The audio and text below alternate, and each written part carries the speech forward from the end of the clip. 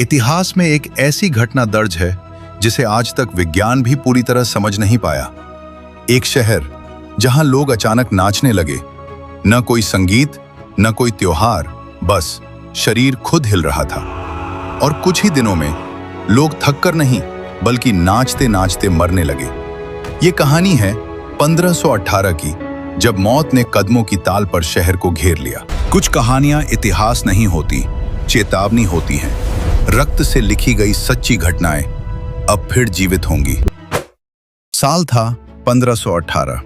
France के Strasbourg शहर की एक साधारण सुबह, जहां लोग अपनी रोजमर्रा की जिंदगी में व्यस्त थे। किसी को नहीं पता था कि कुछ ही घंटों में यह शहर इतिहास की सबसे अजीब और डरावनी घटनाओं में दर्ज होने वाला है। एक महिला अचानक सड़क के बीचों बीच रुकती है और बिना किसी कारण नाचना शुरू कर देती है। पहले लोगों ने सोचा शायद वह पागल है, लेकिन मिनट घंटों में बदल गए और वो रुक नहीं रही थी। उसके पैर कांप रहे थे, सांस तेज हो चुकी थी, फिर भी उसका शरीर जैसे किसी अदृश्य शक्ति के नियंत्रण में था। अगले दिन वो फिर नाच रही थी, तीसरे दिन भी।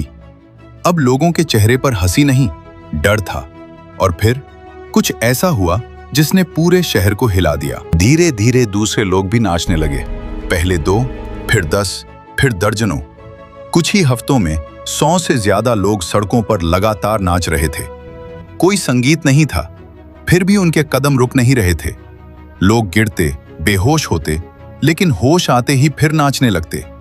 उनके पैरों से खून निकलने लगा, शरीर जवाब दे रहा था, लेकिन नृत्य नहीं रुक रहा था।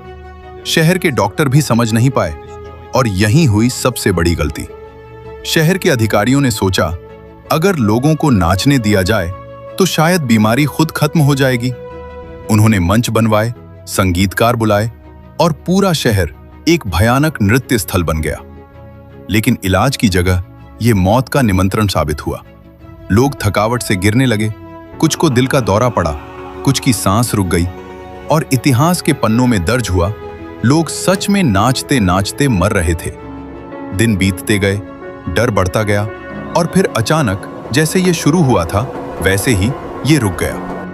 कोई स्पष्ट कारण नहीं, कोई अंतिम जवाब नहीं।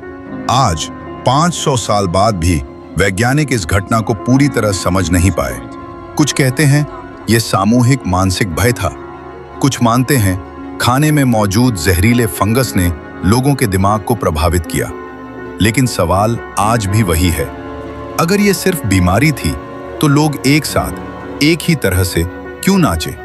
और अगर ये बीमारी नहीं थी तो फिर क्या था?